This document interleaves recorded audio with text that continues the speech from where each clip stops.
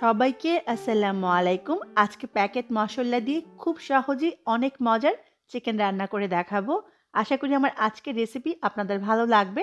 নতুন রাঁধুনি আর ব্যাচেলর ভাইদের অনেক উপকারে আসবে আমার আজকের রেসিপি। চিকেন রান্না করার জন্য এখানে আজকে আমি ব্রয়লার মুরগি নিয়েছি ১.৫ কেজি পরিমাণ। চিকেনগুলোকে রেগুলার সাইজ করে কেটে নিয়েছি আর খুব ভালো করে ধুয়ে পানিটা ঝরিয়ে নিয়েছি।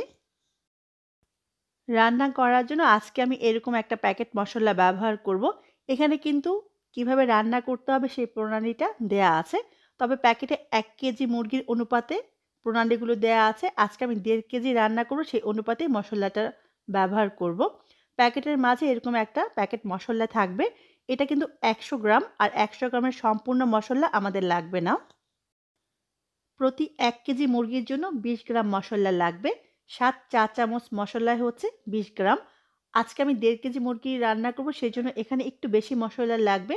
আমি ১০.৫ চা চামচ পরিমাণ মসলা নিয়ে নিলাম রান্নার জন্য।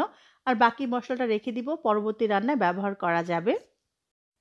রান্নার জন্য তেল ব্যবহার করব। দিয়ে দিচ্ছি পৌনে ১ কাপ পরিমাণ তেল। আমি তেলটি একটু বেশি দিলাম।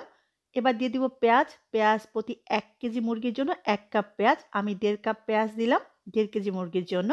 এবার পেঁয়াজটাকে ভেজে নিব হালকা ব্রাউন কালার ধরে আসার আগ পর্যন্ত। যখন পেঁয়াজের গায়ে এরকম হালকা ব্রাউন কালার ধরে আসবে তখন গুঁড়া মসলা ব্যবহার করতে হবে। গুঁড়া মসলা পুড়ে না যাওয়ার জন্য আমি এখানে ১/২ কাপ পানি দিয়ে দিলাম। এবার গুঁড়া মসলা ব্যবহার করলে মসলাটা পুড়ে যাবে না বা ঝাঁঝালো গন্ধ বের হবে না। পানিটা নেড়ে মিশিয়ে আমি এখানে সম্পূর্ণ মসলাটা দিয়ে দিব। এই মসলার মাঝেই কিন্তু আদা, রসুন সব মসলা দেয়া আছে। আপনাকে এক্সট্রা কোনো মসলা ব্যবহার করতে হবে না। শুধু লবণটা ব্যবহার করতে হবে। সেজন্য দিয়ে দিলাম স্বাদ অনুযায়ী লবণ। আমি আবারও বলছি প্যাকেট মসলার মাঝে সবকিছু দেয়া আছে। আপনাকে এক্সট্রা কোনো মসলাই ব্যবহার করতে হবে না।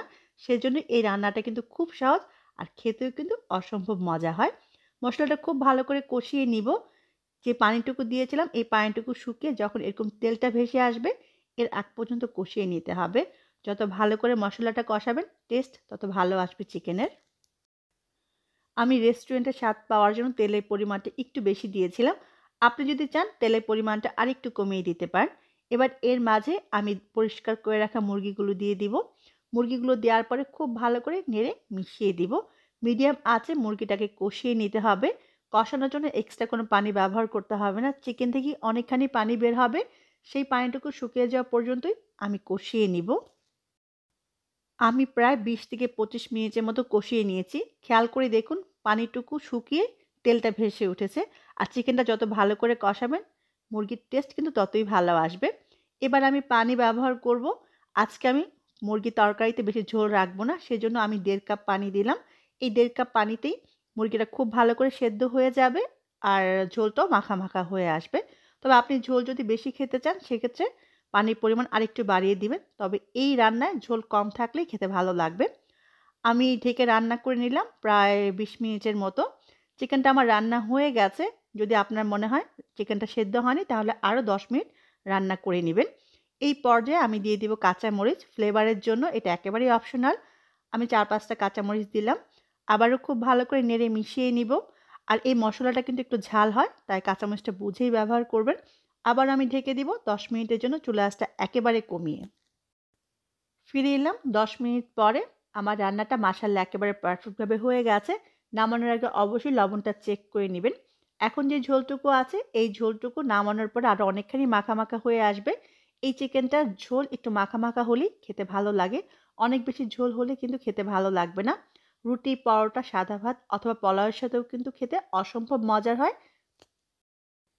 এবার নামিয়ে পরিবেশন করুন খুবই মজার প্যাকেট মশলায় মুরগির মাংস রান্না। রেসিপি ভালো লাগলে প্লিজ আমার চ্যানেলকে সাবস্ক্রাইব করে অনুরোধ রইল।